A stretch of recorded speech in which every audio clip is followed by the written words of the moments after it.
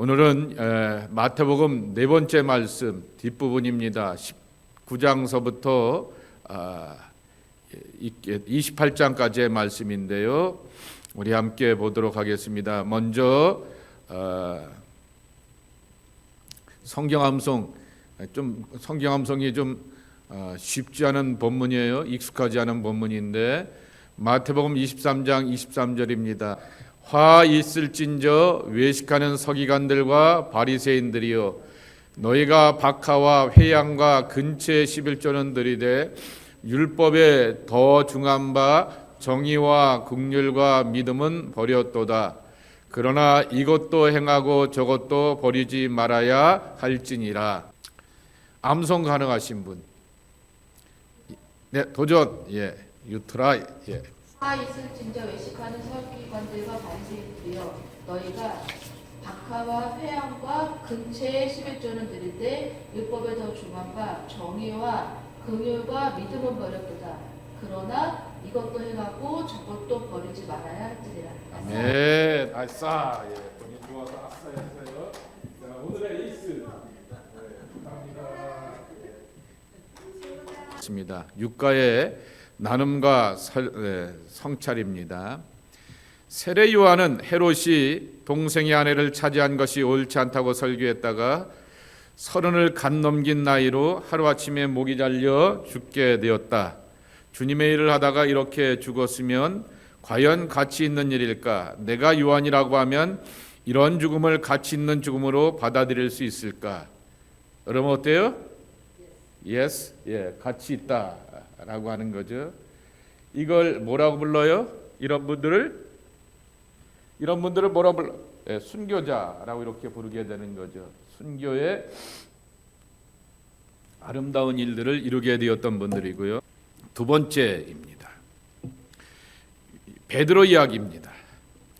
베드로가 무리로 걷는 그렇게 기적을 경험하게 되었지 않았습니까? 그런데 우리가 그러한 상황 가운데서 주님께 시선을 고정하지 못하고 다른 것을 쳐다보는 바람에 어려움에 빠진 경험들이 있는가 없는가? 왜 우리가 끝까지 주님을 바라보지 못할까입니다. 끝까지 바라보고 이기고 극복하는 경우들이 있습니다. 그것을 우리는 간증을 통하여 나누기도 하게 되고 은혜를 이렇게 경험하게 되는데, 본인들의 삶 가운데서 정말 주님의 도우심으로 이겨가는 것처럼 보이게 되었는데 끝까지 주님을 바라보지 못할까? 왜 그럴까요? 믿음이 부족해서. 저렇게 대답해 놓으면 할 말이 없죠? 자, 그렇게 맞아요. 저게 정답입니다. 믿음이 부족해서 우리가 그렇지요. 그런데 현실 앞에서 늘 눈앞에 파도가 이렇게 치게 되면 주님을 바라본다라고 하는 것이 참 쉽지 않은 것이구나라고 하는 것을 깨닫고 경험하게 되는 것입니다. 주님만을 바라본다, 주님만을 의지하고 눈앞에 풍파가 치고 파도가 치고 이렇게 요도 치는 것에 대하여서 잔잔할 수 있다. 참 쉽지 않은 도전이게 되는데, 우리가 기도하고 고백할 것은 주님, 이렇게 끝까지 주님을 바라보며 주님만 의지하며 그리고 주님을 목적으로 향하여서 나아가는 우리의 발걸음 되게 하옵소서이죠. 세 번째, 마태복음 16장에 나오게 되었던 베드로의 신앙 고백입니다. 예수님이 의도하신 교회는 세상에 들어가서 사탄의 대문을 부수는 공격적인 교회인가, 아니면 사단의 공격을 막아내는 수세적인 교회인가? 우리가 예수님이 의도하신 교회로 거듭나기 위해서는 어떻게 해야 할까? 어떨까요? 공격적이어야 돼요? 수세적이어야 돼요? 수세적이어야 된다. 공격적이어야 된다. 둘 다일 수도 있게 되는 것이고, 그렇게 복음을 철저하게 전하게 되었던 사람들 때문에 하나님의 교회가 세워지기도 하게 되는 것입니다. 그래서 공격적인 면도 놓칠 수가 없게 되는 거죠. 그리고 사단이 하나님의 교회를 향하여서 막기에 급급하다 보게 되면, 여러분 축구할 때 계속 수비만 잘하면 이기는 거죠. 수비만 잘하면 몇 대 몇으로 최소한 가능해요? 0대 0은 가능하죠. 1대 0이 되든지 2대 0이 되든지 3대 0이 돼야지 이렇게 이길 수 있게 되는 것처럼 바로 수세적인 교회로만 나갈 수도 없게 되는 것이죠. 자, 이것을 잘 갖고 난다라고 하는 것은 참으로 중요한 것입니다. 사도행전에 보게 되면은 예루살렘과 온 유다와 사마리아와 땅끝까지 이르러 복음을 전하라 말씀하여 주셨습니다. 이것을 뭐라고 불려요? 교회가 구심점이 되어서 밖으로 퍼져나가게 되는 거죠. 그리고 또한 새벽기도 때도 말씀을 드렸듯이 스바 여왕이 솔로몬이 너무나 지혜로운데 그 지혜가 사람의 지혜가 아니라 하나님으로부터 하늘로부터 온 지혜인 줄 알고 많은 재물을 가지고서 솔로몬을 찾아와서 보게 되는데 네 안에 정말 하나님의 지혜가 충만하다라고 하면서 찬탄을 하게 되는 거죠. 그것은 바로 구심점을 갖게 되는 그러한 모습인 것이죠. 원심력과 구심력이 있는 교회가 바로 하나님의 교회가 되어야 한다라고 하는 것입니다. 원심력의 교회, 구심점이 되는 교회라고 하는 것입니다. 네 번째, 요나의 표적밖에는 보여줄 게 없어 라고 예수님께서 바리새인들에게 대답하시게 되었는데 우리도 그런 고백을 한 적이 있습니다. 하나님, 나에게도 표적을 보여주십시오. 이 문제가 해결되고 이 병마가 지나가게 되어서 표적을 보여주십시오 라고 하면서 기도할 때가 있게 되었습니다. 그렇게 기도할 때 정말 하나님의 뜻을 몰라서 표적을 구했는가, 아니면 알면서도 그것을 인정하기 싫어서 구했을까? 앞으로도 표적을 구할 필요가 있을까 없을까? 있을까 없을까? 있죠. 예, 있죠. 예를 들면은 표적을 구하다가 은혜를 경험하게 되었던 사람이 누구예요? 모세이죠. 가슴에다 손 넣었더니 손이 어떻게 됐어요? 나병이 되었어요. 손을 뺐더니 어떻게 돼요? 멀쩡하게 돌아왔어요. 자기가 늘 잡고 다니는 지팡이가 있어요. 내가 반드시 너와 함께하리라 했더니 사인 좀 보여주세요 라고 말하게 되었더니 사인 이렇게 지팡이가 뱀이 되었다가 다시 뱀을 잡게 되니까 지팡이로 돌아오기도 하게 되었어요. 기도원도 마찬가지 아닙니까? 하나님, 나 같은 꼬마아이가 어떻게 이스라엘을 대표하는 탁월한 지도자가 될 수 있습니까? 나는 나이도 어리고 우리 집안은 베냐민 지파로서 12지파 가운데서 가장 작은 지파이라서 영향력이 없는데 내가 뭘 할 수 있겠습니까? 라고 하였더니 자기 주변에 이렇게 자기가 있는 곳은 마른 땅이 되었는데 주변은 다 이렇게 축축하게 젖어들게 되었고 반대로 자기 그 반대의 경험도 하게 되죠. 자기는 축축하게 젖어 있는데 주변은 마른 땅처럼 되어 있게 되었던 그러한 쌓인 이렇게 보게 되면서 그런 경험을 하게 되었던 거죠.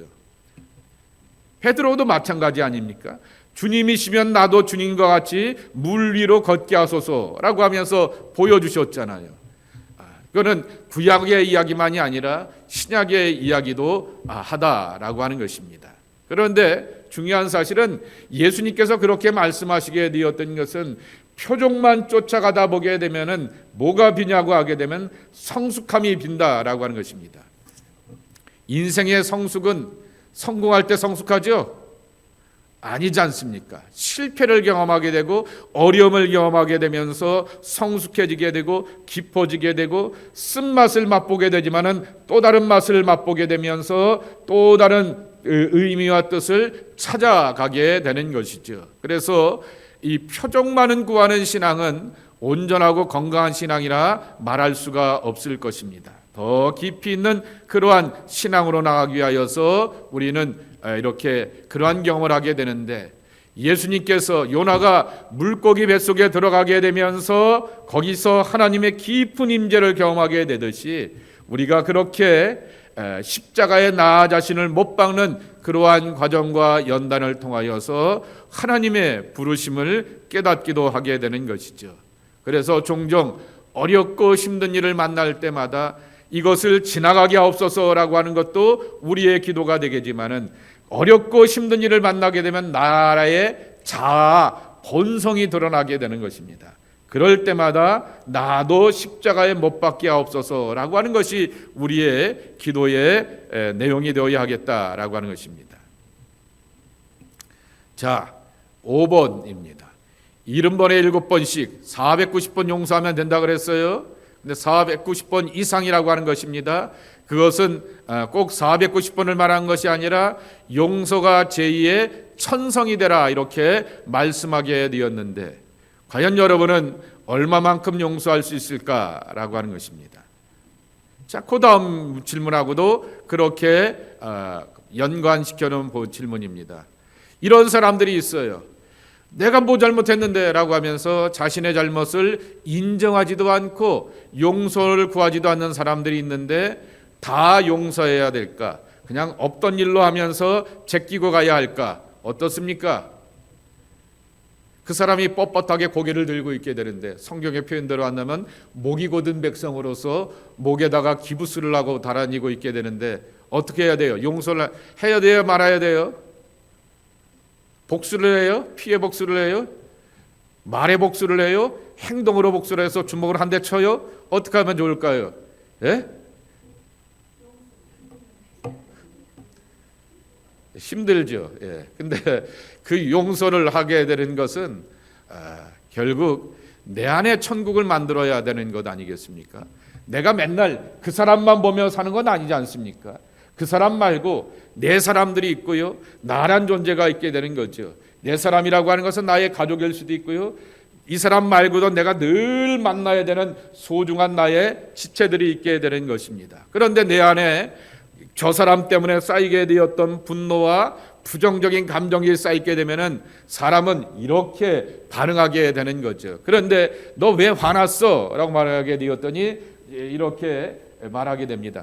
저놈 때문에 내가 힘들고 괴로워서 그래 라고 하면서 화나고 부정적인 반응들을 내 가족들과 사랑하는 사람, 편하고 가까운 사람들한테 반응합니다. 그러면은 뭐가 되는 겁니까? 바로 내 안에 천국이 없게 되는 것이고, 내 친구들과 내 가족들에게도 천국을 잃어버리게 되는 거죠. 지난번에 제가 추수감사절 때 설교하게 되었던 미알로프 볼프라고 하는 기억의 종말이라고 하는 책에서 그분이 그런 말을 하지 않습니까?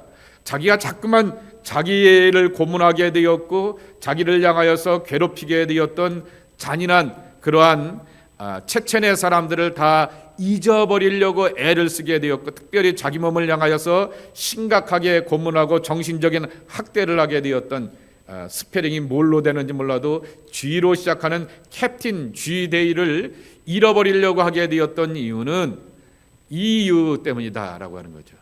한번 따라해 보실까요? 피해자가 가해자가 된다. 예.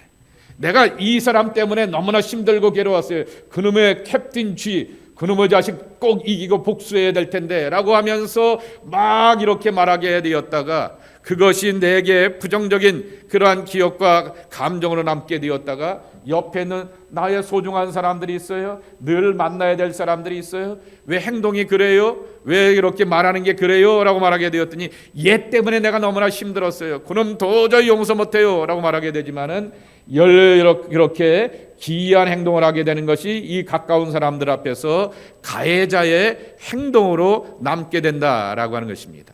그래서 자꾸만 잊어버리고 흘려보내고 떠나버리는 그러한 일을 해야 한다라고 하는 것입니다. 그런데 그분이 이제 강조하게 되었던 것이 베푸심입니다. 내게는 그러한 고비가 있었고, 그러한 사람들의 상처가 있게 되었고, 체제로부터 오게 되었던 고문과 학대도 있게 되었지만은, 그 모든 것들을 이기게 하시고 너그럽게 하시는 하나님의 넉넉한 사랑과 은혜의 베푸심이 내 안에 가득하였기 때문에 그것들을 다 잊어버리고 이쪽을 바라보면서 살아간다라고 하는 것이죠. 자, 이제 서론이 길었는데요, 이제 본문으로 가도록 하겠습니다. 마태복음 19장서부터 28장 마지막 부분은 예수님의 고난과 부활의 이야기에 초점을 맞추고 있습니다. 이제 한번 시간을 내어서 제가 말씀을 드리겠지만은, 고난 주간을 보게 되면은 예수님의 일주일이 성경의 뒷부분 가운데서 3분의 1을 차지한다 그랬어요. 예수님의 일주일이 모든 복음서가 다 똑같아요. 3분의 1을 차지하게 되는데요. 그 부활과 고난의 이야기는 따로 이렇게 한번 찾아보려고 하고 있고요. 몇 가지 주제와 가르침이 있게 되는데요. 오늘은 그 몇 가지 주제와 가르침을 보려고 합니다. 첫째, 이혼입니다. 마태복음 19장 4절과서부터 6절까지 예수께서 대답하여 이르시되 사람을 지으시니가 본래 그들을 남자와 여자로 지으시고 말씀하시기를 그러므로 사람이 그 부모를 떠나서 아내에게 합하여 그 둘이 한 몸이 될지니라 하신 것을 읽지 못하였느냐. 그런즉 이제 둘이 아니요 한 몸이니 그러므로 하나님이 짝지어 주신 것을 사람이 나누지 못할지니라 하시니. 이게 원래 이야기입니다. 그런데 그런대로 우리가 살지 못하게 되는 이야기가 실제상에 있게 된다라고 하는 것입니다. 여러분, 마태복음은 유대인을 위한 복음서라 말씀을 드렸습니다.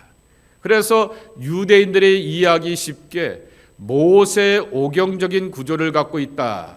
5개라고 하는 것인데요. 그 설교 가운데서 첫 번째가 바로 이혼에 관한 설교라고 하는 것입니다. 예수님께서 이 원론을 이야기하게 되어서 바리새인들과 사두개인들이 와서 이혼 현실 아니겠습니까? 성경에 분명히 말씀하기를 하나님이 짝지어 주신 것을 나누지 못한다 말하게 되는데 선제로는 나눈 경우가 있게 되고요. 그리고 바리새인들이 또 뭐라고 반박하냐면 2번 보세요. 신명기 24장 1절과 4절에 보게 되면은 모세가 가르친 이혼 증서의 이야기가 있다입니다. 사람이 아내를 맞이하여 데려온 후에 그에게 수치되는 일이 있음을 발견하고 그를 기뻐하지 아니하면 이혼 증서를 써서 그의 손에 주고 그를 자기 집으로 내보낼 것이요. 그 여자는 그의 집에서 나가서 다른 사람의 아내가 되려니와 그의 둘째 남편도 그를 미워하여 이혼 증서를 써서 그의 손에 주고 그를 자기 집에서 내보냈거나 또는 그를 아내로 맞이한 둘째 남편이 죽었다 하자. 그 여자는 이미 몸을 더럽혔은즉 그를 내보낸 전 남편이 그를 다시 아내로 맞이하지 말지니 이 일은 여호와 앞에 가증한 것이라. 너는 네 하나님 여호와께서 내게 기업으로 주시는 땅을 범죄하게 하지 말지니라. 여기에 사람이 뭐예요? 여자고 남자의 그 사람이에요? 남자가 아내를 맞이하여, 이게 정확한 원문입니다. 남자가 아내를 맞이하여 데려온 후에, 그러니까 쉽게 얘기하게 되면은 이혼이 가능한 것은 남자만 가능한 거예요. 여자가 가능한 것이 아니다. 모세 시대 때 이야기입니다. 남자만 가능하다라고 하는 것입니다. 그에게 수치되는 일이 있음을 발견하였을 때, 여기서 수치라고 하는 말의 원문의 뜻은 벌거벗었을 때, 여기 가늠만이라고 이렇게 표현하게 되는데 이것이 죄송합니다만 19금으로 성경 공부를 해보도록 할까요? 벌거벗은 일은 뭐 할 때 벌거벗어요? 어떤 일이 있을 때 여러분 벌거벗은지 기억하시죠? 그래서 다시금 본문으로 넘어갈까요? 그렇게 해서 벌거벗은 일이 발견되게 되었을 때라고 하는 것이죠. 그랬을 때만 간원 증서를 써준다라고 말하게 되는데 다시 한번 이렇게 넘어가 보겠습니다.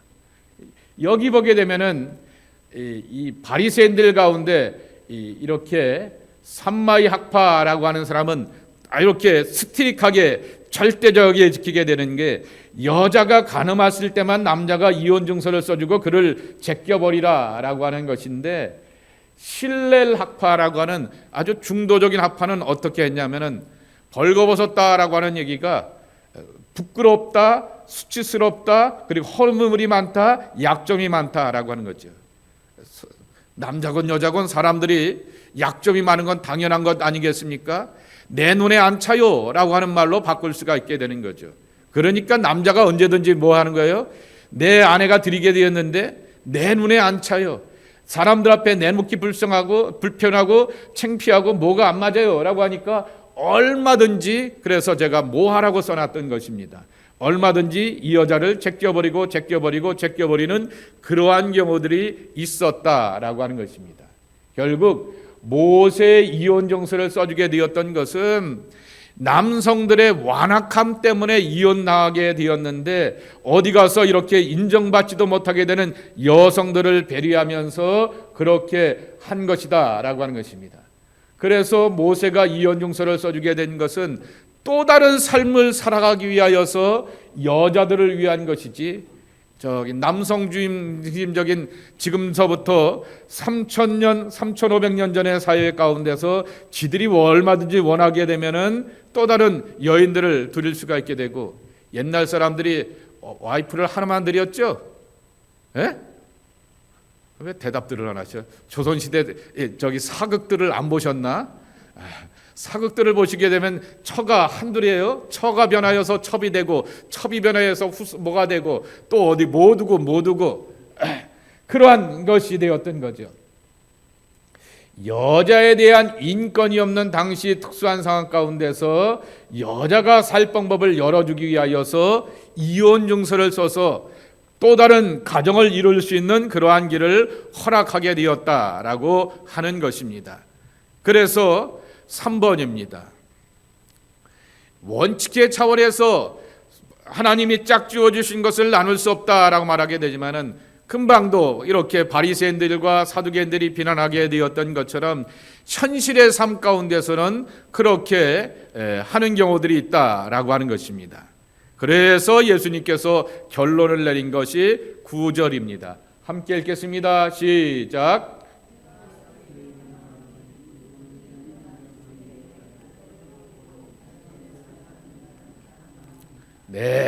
내 욕망을 따라서 그렇게 하는 사람들은 다 간음한 자이다 라고 이렇게 말씀하시면서 가정을 지키는 것에 대하여서, 하나님이 주신 그 가정을 지켜가는 것에 대하여서 분명한 말씀을 하시게 되었던 것입니다.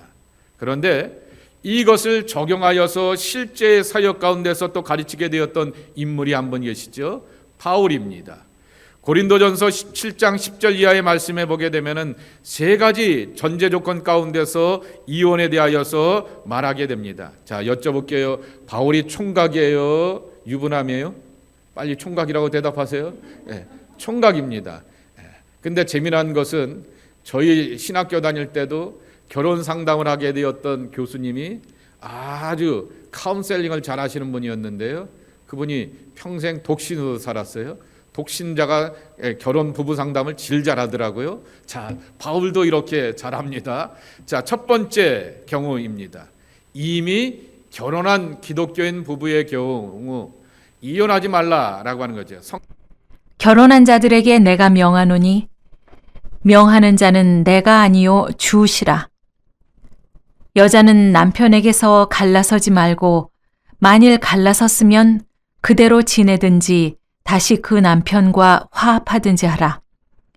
남편도 아내를 버리지 말라.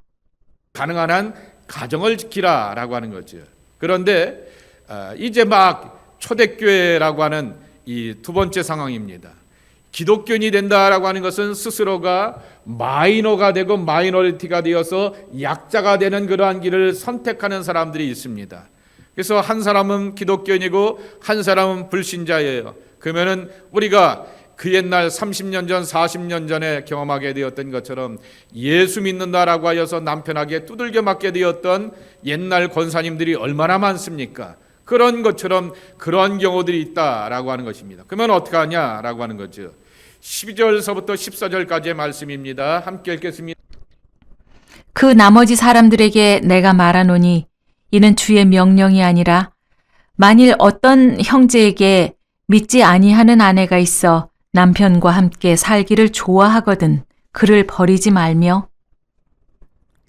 어떤 여자에게 믿지 아니하는 남편이 있어 아내와 함께 살기를 좋아하거든 그 남편을 버리지 말라. 믿지 아니하는 남편이 아내로 말미암아 거룩하게 되고 믿지 아니하는 아내가 남편으로 말미암아 거룩하게 되나니 그렇지 아니하면 너희 자녀도 깨끗하지 못하니라. 그러나 이제 거룩하니라. 선교는 어디서부터 이루어져야 되는 거예요? 가정에서부터 이루어져야 된다라는 거죠. 살다 보게 되면 일터에서 만나고 학교에서 만나고 어떤 모임에서 만나게 돼서 남자와 여자가 꽂히는 건 뭐 할 수 없는 거 어떻게 해요? 그 꽂히는 거를 누가 막아요? 여러분들이 그렇게 여러분들도 경험하게 되었고 자녀들이 그렇게 경험하게 되지만은 애들이 또 우리가 서로 좋다고 만나게 되었고 꽂혔던 걸 어떻게 막습니까? 그러나 믿지 않는 경우를 만나게 되었을 때는 전도자의 그러한 개념을 가지고서 그렇게 사랑하고 섬기라라고 하는 거죠. 뭐 믿지 않는 사람들, 동네 사람들한테는 이거 퍼주고 저거 퍼주고 다 퍼주는데 내 남편한테는 안 돼. 내 아내는 안 돼. 내가 잘하는데 꼴도 보기 싫어. 이거 참 여기서부터 문제가 되는 거죠. 이것을 잘 이겨내는 것이 우리에게 필요하다라고 하는 것입니다. 세 번째 경우들이 있습니다.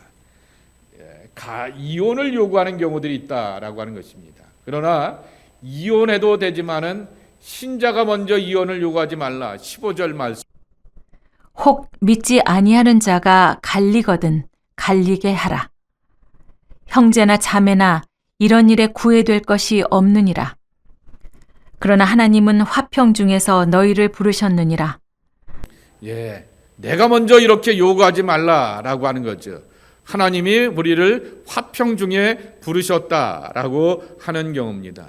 이것이 바로 현실의 삶 가운데서 이렇게 경험하게 되는 것이죠. 그러니 정말 기독교인이라고 하는 것이 된다라고 하는 것은 스스로가 자원하여서 믿지는 일을 경험하게 되는 것이죠. 끝까지 참고 견디고 버티고 기다려주는 것, 그리고 또한 용서와 사랑으로 나가게 되는 것이고, 도저히 남편이나 아내가 난 당신과 못 살겠어 라고 이렇게 말하게 되었을 때 그때 그렇게 보내주는 경우들이 있게 되지만은, 그러나 먼저 그렇게 하지 말라라고 하는 그 이야기인 것입니다. 왜냐고 하면은 하나님이 짝지어 주신 것이라고 하는 그러한 신앙의 원칙이 있기 때문이다라고 하는 것입니다. 자, 두 번째 비유입니다. 포도원 일꾼들의 비유입니다. 유명한 말씀이죠. 포도원에 일꾼을 구합니다. 몇 시에 불렀어요? 6시에 불렀어요. 몇 시에 불렀어요? 9시에 불렀어요. 몇 시에 불렀어요? 12시. 문제는 여기는 그래도 하프타임 반나절은 일하는 거 아니에요? 그런데 여기입니다. 3시에 불렀고 5시에 불렀어요. 그리고는 계산은 6시에 일 다 끝난 다음에 당시 노동자의 품삯이 얼마라고요? 한 데나리온, 노동자의 하루 품삯입니다. 요새로 치면은 200불에서 한 250불. 미국 같은 경우에는 요새 스페니시들도 데이 레이버 노동자들도 250불을 줘야지 일하러 온다고 합니다. 그렇게 이렇게 인건비가 쭉 옛날에 저만 있을 때만 해도 100불이었는데 250불까지 이렇게 올라갔다고 하게 되는데, 그렇게 품삯을 주게 됩니다. 그러니 5시에 이렇게 계산한 사람한테 주는데 이렇게 청지기를 통하여서 주인이 돈을 주게 되는데 한 데나리온 줘입니다. 그랬더니 아침 6시에 온 사람이 원래 우리 품삯은 한 데나리온이야라고 생각하게 되는데, 쟤한테 5시에 와서 1시간 일한 사람한테 한 데나리온 주니까 갑자기 기대감이 커지는 거예요. 야, 우리는 2데나리온 내지 3데나리온, 쉽게 200불로 간단하게 칩시다. 야, 우리는 그저 400불 내지 600불 받겠구만 이라고 이렇게 생각하게 되었는데, 똑같다라고 하는 거죠. 6시에 온 사람도 9시에 온 사람도 12시에 온 사람도 오후 3시에 온 사람도 5시에 온 사람도 다 똑같이 이렇게 품삯을 주게 되었던 것입니다. 그러니까 당연히 6시에 온 사람, 9시에 온 사람, 12시에 온 사람들이 기분이 나쁘죠. 우리는 얼마나 일을 아침서부터 일찍서부터 하게 되었는데, 우리는 도시락도 싸갖고 와서 일하고 이렇게 수고하게 되었는데, 쟤들은 3시간 일하고 1시간 일하고 이렇게 봤는데 어떻게 똑같냐? 영어로 표현하면 애들이 잘 쓰는 말이 있지 않습니까? unfair, it's not fair 이렇게 말하면서 불공평하다라고 하는, 그렇게 대들고 항의하는 2번입니다. 일꾼들에 대하여서 대답하는 주인의 이야기입니다. 이것은 주인의 이야기가 아니라 예수님의 이야기라고 하는 거죠. 넘버원 뭐라고요? A, 내가 처음에 너희들에게 일거리를 줄 때 약속한 금액이 얼마인가? 한 데나리온 주겠다라고 이렇게 말한 것이죠. 그렇게 약속하였기 때문에 약속대로 죽은 것이다 라고 말하게 되는 거죠. 그리고 두 번째인 것입니다. 한번 읽겠습니다. 시작. 적게 일한 사람에게 은혜를 베푼 것이다. 이게 가장 중요한 포인트죠. 따라해 보실까요? 하나님하고 따라해 보실까요? 하나님하고 하나님하고 엿장수는 하나님하고 엿장수는 비슷하다. 엿장수가 하루에 가위질 몇 번 해요? 예? 10,000번이요? 예, 마음대로. 엿장수 마음대로 하는 거예요. 그러니까 자기가 하고 싶은 대로 하는 거예요. 왜냐하면 엿장수가 자기가 주인이기 때문에 지 마음대로 하는 것처럼 하나님께서 하나님이 주인이시기 때문에 얘한테도 필요하고 얘한테도 필요하고 얘한테도 필요하다라고 하는 거죠. 자, 그런데 그 왜 필요하냐라고 하는 사실을 여러분 고담 3번의 이야기를 보면서 배우는 것입니다. 하나님은 은혜의 하나님이다라고 하는 거죠. 예수님께서 이 비유를 들려주실 때 1절에 뭐라고 말씀하시냐면은 천국은 마치 포도원의 품꾼의 비유와 같으니 라고 말하게 되면서 어떤 포도원에서 일꾼을 부르는데 라고 이렇게 시작하게 되었던 것입니다. 자, 그러며 한 데나리온이라고 하는 것입니다. 아까 말씀을 드렸죠. 데나리온이 하나가 뭐라고요? 노동자의 하루 품삯입니다. 그러니까 이걸 다른 말로 뒤집게 되면 뭐 하는 거예요? 최저 생계비입니다. 그것은 그래도 최소한 있어야지 그 사람이 먹고 사는 데 있어서 애들도 챙기고 자기 먹고 사는데 최소한의 필요한 비용이 바로 한 데나리온이라고 하는 것입니다. 그러니 그것을 향하여서 챙겨주신다라고 하는 것입니다. 만일 원래 약속한 것이 아침 6시에 오는 사람도 9시에 오는 사람도 하루 품삯은 한 데나리온이야 라고 하면서 그들에게 주게 되었고, 너는 5시에 왔으니까 200불 가운데서 50불만 받고 살아 라고 말하게 되면은 그 사람은 50불로 당장 밥 한 끼 두 끼는 먹겠죠. 이렇게 뭐 사고 해서 먹겠지만은 애들 챙기고 못 챙기고 뭐 필요한 것들에 그것들은 하면서 돈을 모아갖고 렌트비를 내거나 뭐라거나 하는 것들은 어찌할 수 있겠느냐라고 하는 것입니다. 그러니까 하루의 삶에 필요한 것들을 채워주시는 그 하나님이라고 하는 것입니다. 내일을 일은 남 몰라요. 뭐라고요? 하루하루 살아요 라고 이렇게 말씀하게 되었듯이 그때그때 필요한 것들을 채워주시는 하나님의 손길이라고 하는 것입니다. 자, C 우리 한번 읽겠습니다. 시작. 우리의 선행 때문에 우리를 구원하신 것이 아니라 하나님 자신의 은혜로움으로 우리를 구원하시는 것이다. 에베소서 2장 8절입니다. 시작. 믿음으로 말미암아 구원을 받았으니 이것은 너희에게서 난 것이 아니요 하나님의 선물이다. 아멘. 그런 이것을 그러면은 현실의 교회 속에서는 어떻게 해야 하겠느냐라고 하는 겁니다. 4번입니다. 하나님의 나라에는 기득권이 없다라고 하는 것입니다. 하나님의 나라에는 먼저 왔다고 해서 특권이 있는 것이 아니라 먼저 왔다라고 해서 특권을 누리고 한다고 하면은 그 사람이 사실은 인간이 악하기 때문에 공동체를 무너뜨리는 경우들이 종종 많이 있다라고 하는 것입니다. 초신자가 교회에서 문제 일으키는 경우들 거의 없어요. 교회를 오래 다니게 되었던 그러한 경험 속에서 그렇게 되는 것이죠. 그렇기 때문에 기득권을 강조하지 말라라고 하는 말씀을 이 비유를 통하여서 들려주게 되는 것이죠. 또 한 가지 5번째 교훈입니다. 비교하지 말라입니다. 쟤는 한 달란트 받았으니까 나는 아침 6시에 왔으니까 많이 수고하고 많이 땀 흘렸으니까 더 많이 받을 것이야 라고 이렇게 생각하면은 그때서부터 실패하게 된다라고 하는 것입니다. 한번 읽어보겠습니다. 시작. 신앙생활의 기본은 하나님과 나와의 관계이다. 신앙생활에 성공하려고 한다면은 남에게 초점을 맞추지 말고 하나님께 초점을 맞춰야 된다. 예, 얼마나 이해가 되는 사람이 하나 있는데요.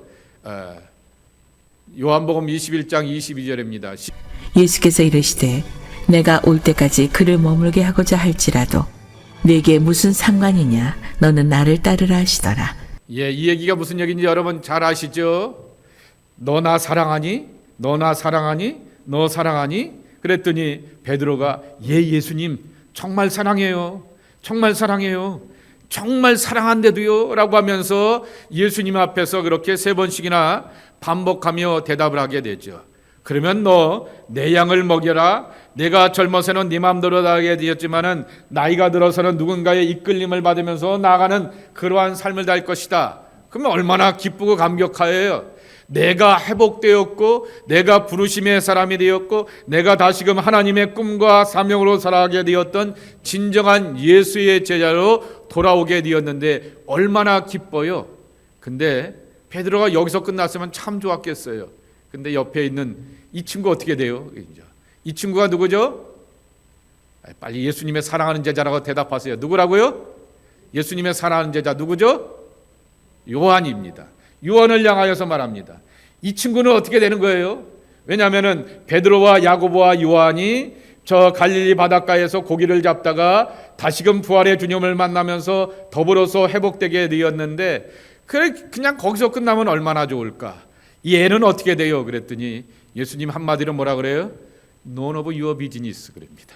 네가 알 바가 아니야. 네 비즈니스가 아니야. 라고 이렇게 말하게 되는 것이죠.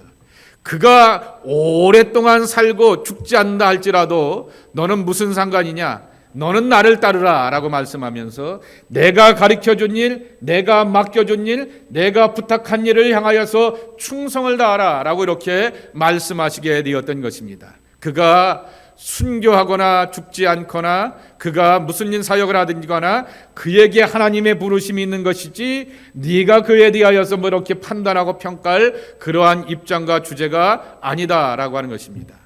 바로 은혜 받았음에도 불구하고 바로 그 자리에서 회복되었음에도 불구하고 우리가 그런 마음을 갖고 있는 것이 우리의 연약함이다라고 하는 것입니다.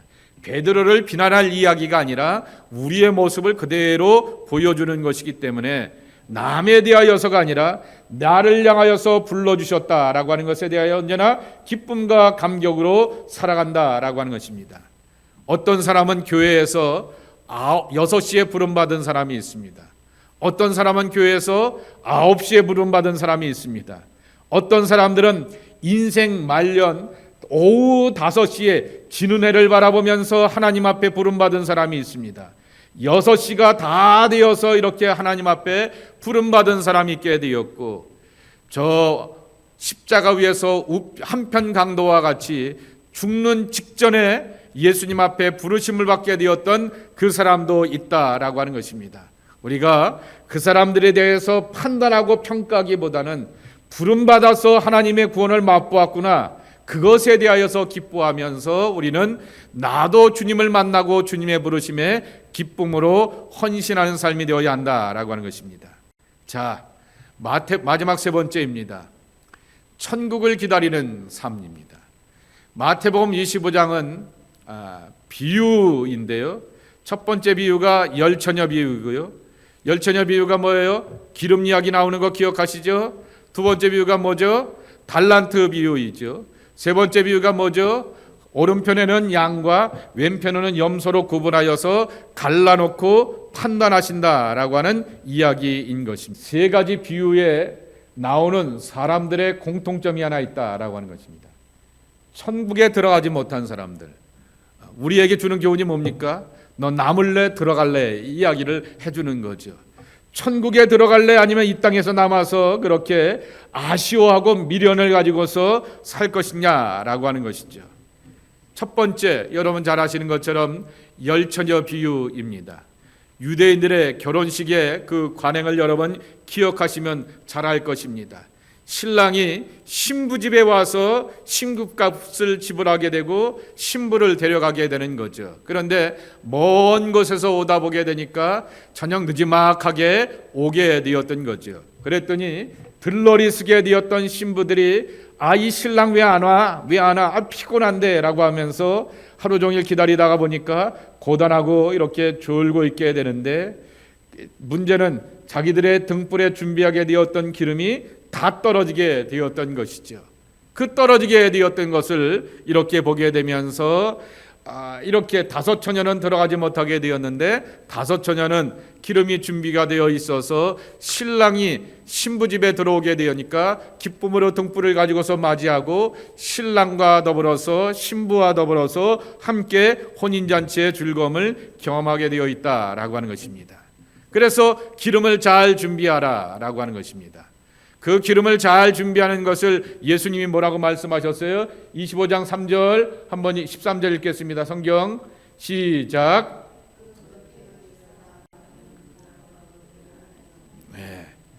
신랑이 분명히 오긴 온다 그랬어요. 그런데 요새처럼 카톡으로 보내고 통화해갖고 내비게이션이 20분 걸린대요 라고 이렇게 말하지 않는 게 문제점이라고 하는 것입니다. 오기는 언제 올지 모른다라고 하는 거죠. 신랑 되시는 예수님께서 언제 오실지 알지 못하기 때문에 늘 준비되어 있고 깨어 있어야 된다라고 하는 것입니다. 그래서 이 기름이라고 하는 거죠. 기름이 의미하는 것은 하나님의 성령일 수도 있습니다. 기름이 의미하는 것은 하나님의 말씀일 수도 있습니다. 기름이 의미하는 것은 신앙 태도를 말하는 것일 수도 있습니다. 그리고 이 태도에 대한 지적을 말하는 것이 있는데 문제는 이 게으른 다섯 처녀는 지금 당장 사용할 기름이 없다라고 하는 것입니다. 그리고 기름은 빌려줄 것이 아니다라고 하는 사실을 예수님 분명하게 말씀해 주는 것입니다. 다시 표현하게 되면 구원과 성령의 역사와 그리고 믿음의 태도는 내가 내 아들과 내 딸에게 줄 수 있는 게 아니다라고 하는 것입니다. 내가 구원받았다고 해서 내 아내가 구원받고 내 딸과 내 가족들이 구원받는 것 아니다라고 하는 것입니다. 중요한 사실은 C 한번 읽겠습니다. 시작. 바로 오늘 매 순간 주님의 은혜 가운데서 사는 사람이 예수님을 맞이하고 천국 잔치에 참여하게 되는 것이다. 아멘. 2번 달란트 비유입니다. 달란트 비유는 우리가 요새 젊은 아이들은 달란트를 탤런트로 이해하게 되어서 재능, 능력이라고 이렇게 말하게 되는데 초점이 어디냐라고 하게 되면은 다시 계산할 날이 있다라고 하는 것입니다. 이 재림신앙에 대하여서 초점을 맞춰야 된다라고 하는 것입니다. 그래서 주인이 먼 나라에 갔다가 지금은 떠맡겨 놓게 되었지만은 다시금 돌아와서 정산한다라고 하는 사실, 정산이라고 하는 말을 성경의 표현대로 한다면 심판하신다라고 하는 것입니다. 근데 심판하신 하나님은 공의의 하나님이라 봐주는 하나님이 아니다라고 하는 사실을 놓치지 말아야 한다라고 하는 것입니다. 자, 그래서 재림신앙에 초점을 맞춰야 된다입니다. 그런데 이 한 달란트를 갖고 있다가 땅에 이렇게 묻어놓고 기다리게 되었던 사람은 5달란트는 5달란트를, 2달란트는 2달란트를 남기게 되었는데 그러지 못하게 되고 나서는 도리어 본인이 이렇게 말하게 됩니다. 뭐라고요? 주인이여, 당신은 굳은 사람입니다. 굳다라고 하는 것입니다. 마음이 딱딱한 사람, 몹시 나쁜 사람, 스스로가 하나님 앞에서 아무것도 하지 않은 것에 대하여서 자기 책임과 자기 부끄러움과 자기 회개로 나가야 될 텐데 하나님을 향하여서 하나님 당신은 마음이 나빠요. 괴로운 사람, 괴로운 분입니다. 라고 이렇게 말하게 되는 것입니다. 세 번째이죠. 자기 책임이 아니라 주인님 책임이다 라고 하는 것입니다. 가끔 가다 보면 교회 공동체 안에서도 그러한 분들이 있게 되는 것이죠. 신앙에 짊어져야 될 것들을 자기가 짊어지고 감당하는 것이 아니라 맨날 왜 하나님은 나에게 이런 것 안 주시죠? 왜 하나님은 나에게 이런 은혜를 안 주시죠? 라고 하는데 가만히 옆에서 지켜보게 되면은 주면은 안 될 것 같은데, 복을 주면 안 될 것 같은데 5개 주고 2달란트 주면은 쟤는 저거 말아먹을 것 같은데 라고 하는 그러한 사람들이 있어요. 근데도 불구하고 맨날 주인을 탓하게 되는 거죠. 그것이 바로 이 인간의 연약함을 말하게 되는 것입니다. 자, D 한번 읽고 D 읽겠습니다. 시작. 주님께서 맡겨주신 달란트를 잘 사용해야 한다. 아멘. 자, 3번 양과 염소의 비유입니다. 그래서 이 주인이 양은 오른편에 둔다 그랬습니다. 여기는 분명히 오른편 왼편을 나눴어요. 오른편에는 양을 두게 되고 왼편에는 염소를 두게 된다라고 하는 것입니다. 그런데 염소를 분리하게 되는데 그것을 성경의 예수님의 말씀에 보게 되면 지옥이라고 말하게 되는 것입니다. 그런데 지옥으로 보내지게 되었던 이유가 이렇게 표현되고 있게 되는 것입니다. 25장 35절입니다. 내가 줄일 때 너희가 먹을 것을 주었고 목마를 때에 마시게 하였고 나그네 되었을 때 영접하였고 헐벗을 때 옷을 입혔고 병들었을 때 돌보았고 옥에 갇혔을 때 와서 보았느니라 라고 말하게 됩니다.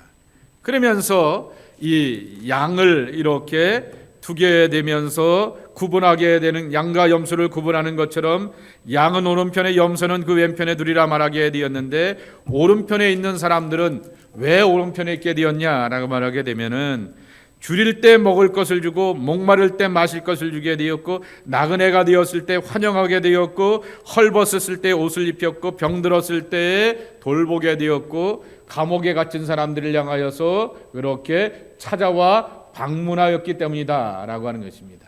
결국 염소들이 지옥으로 떨어지게 되었던 이유는 약자들에 대한 무관심이라고 하는 것입니다. 신앙생활이 얼마나 힘든 건지 알겠죠? 맨 처음에 아까 말씀하기를 하나님과 나와에 대하여서 초점을 맞추면서 나 잘 믿으면 돼 라고 생각하게 되었는데, 종종 우리가 이웃을 향하여서 눈을 돌리게 되는데 비난과 판단과 정죄나 혹은 비교를 위하는 것이 아니라 긍휼과 자비와 연민의 눈을 가지고서 이웃을 보아야 한다라고 하는 것입니다. 그들이 줄였을 때, 그들이 먹을 것이 없을 때, 그것이 병들게 되었을 때, 그들이 괴로워하게 되었을 때 돌볼 줄 아는 그러한 사람이 되어야 한다라고 하는 것입니다. 자, B입니다. B. 함께 읽겠습니다. 시작.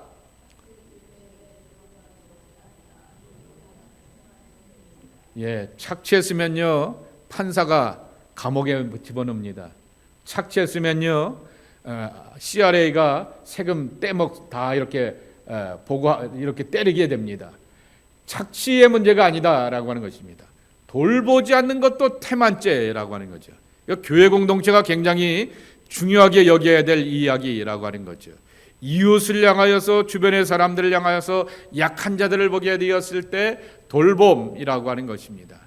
그래서 기독교 신앙은 C까지 읽고 마치도록 하겠습니다. 시작.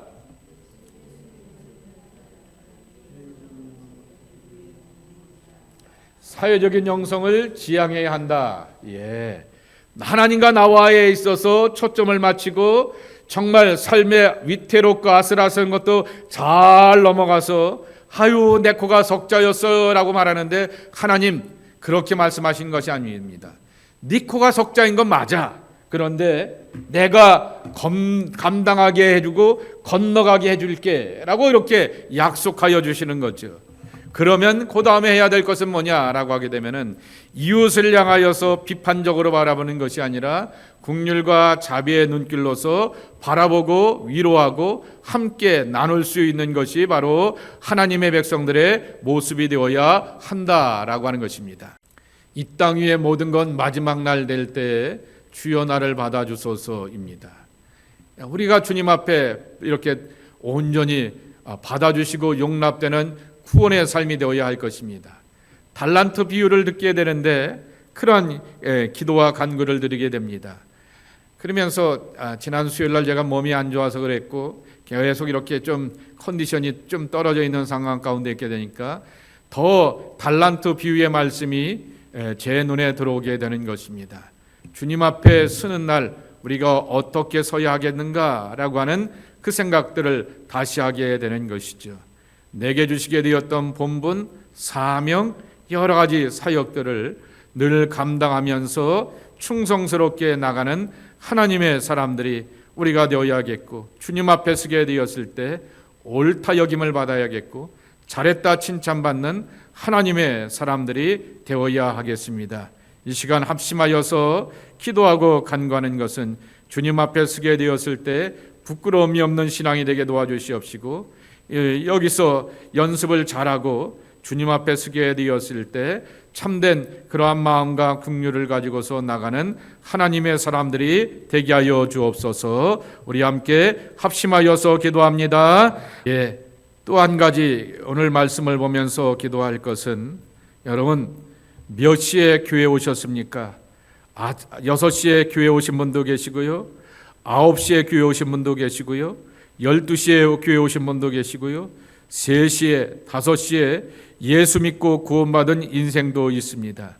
그러나 중요한 사실은 주님께서는 5시에 부름을 받거나 아침 6시에 온 사람들을 향하여서 다 똑같이 한 데나리온 필요한 은혜를 우리에게 주시고 필요한 것들을 채우시고 공급해 주신다라고 말씀하고 있는 것입니다.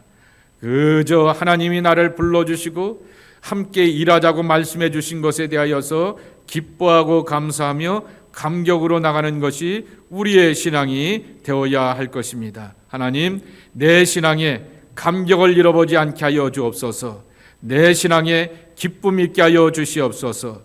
내 신앙에 항상 감사로 나가는 하나님의 사람들이 되게 하여 주시옵소서. 함께 기도하면서 언제나 하나님의 부르심에는 후회하심이 없다라고 말씀하게 되었는데, 그 기쁨으로 나가는 하나님의 사람들로 축복하여 주옵소서. 우리 함께 간절한 마음으로 기도하는 시간을 갖도록 하겠습니다.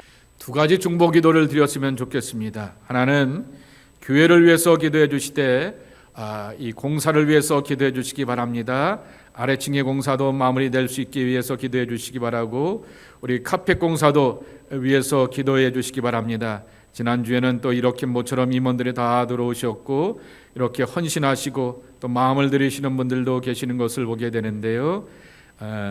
우리 것만 하려고 하면 카펫 공사를 할 때 한 2만 불 정도가 이렇게 드는 것 같아요. 이렇게 다른 공사도 이렇게 있고 이렇게 해서 돈이 들게 되지만은 마음에 이렇게 가만히 있게 기도하고 있게 되는데, 이런 작정을 하게 되었을 때는 와이프한테 제가를 받아야 되는데 제가도 안 받고 제가 그냥 선포합니다.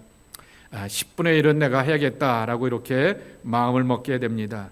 올해가 가기 전에 하나님 채워주시고 필요한 것들을 공급하여 주셔서 10분의 1은 내가 하겠습니다라는 그러한 마음을 갖고 이렇게 기도하게 되었습니다. 또 이렇게 지난주에도 보게 되니까 그래도 좀 헌금해 주신 분들이 계셔서 감사한데, 이렇게 카펫 공사가 잘 진행될 수 있도록, 그리고 아래층 공사도 그것이 진행된 다음에 우리 것을 해야 되니까요, 잘 진행될 수 있도록, 다 우리 건물 아니겠습니까? 그 순조롭게 건물이 잘 공사가 되고 진행될 수 있도록 위하여서 기도해 주시기를 바랍니다. 그래서 교회 공사를 위해서 기도해 주시고 그 하는 과정 가운데서 하나님의 은혜를 만나고 경험할 수 있는 귀한 역사 누리게 하여 주옵소서. 우리 함께 간절한 마음으로 함께 기도하시고, 교회 사역을 위해서 또 엘리베이터도 공사를 해야 됩니다. 그리고 또한 이 장애인 사역도 해보려고 하게 됩니다. 그러한 사역들도 이루어질 수 있도록, 그래서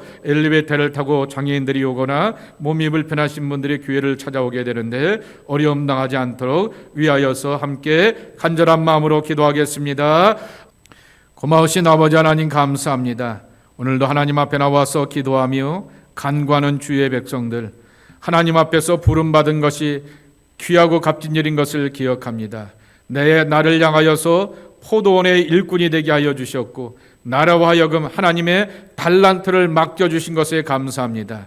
그러니 이 땅에서 일하고 수고하는 것에 감사와 감격으로 살아는 저희들에게 도와주시옵시고, 그 감격 가운데서 하나님 앞에 영광 돌리며 주님 앞에 서는 날 잘했다 칭찬받는 우리의 신실한 신앙이 되게 하여 주시옵소서. 주인의 잔치에 참여하는 자로 인생의 마감을 할 줄 아는 아름다운 지혜와 결말이 있는 복된 인생들이 저희들 되게 하여 주옵소서. 우리 성도들 가운데 아픈 이들이 너무나 많이 있습니다. 주님 고쳐 주시옵소서. 주님 치료하여 주시옵소서. 약함을 통하여 하나님의 강함을 경험하게 도와주시고 약함을 통하여서 인생 가운데 다가오시게 되었던 하나님의 손길, 하나님의 감동, 하나님의 음성, 하나님의 뜻을 깨달아 알 수 있는 하나님의 귀한 백성들 되게 하여 주시옵소서. 우리 성도들 가운데 진로를 찾고 미래를 열어가며 가정과 삶의 자리를 책임져 가기를 소망하는 이들이 있는 줄 압니다. 주님, 길 열어주심의 복을 함께 주시옵시고 앞길을 예비하여 주시어서 여호와 일의 복을 누려가는 주의 백성들이 되게 하여 주옵소서. 예수님 책임져 주시옵소서. 예수님의 이름으로 축복하며 기도합나이다. 아멘.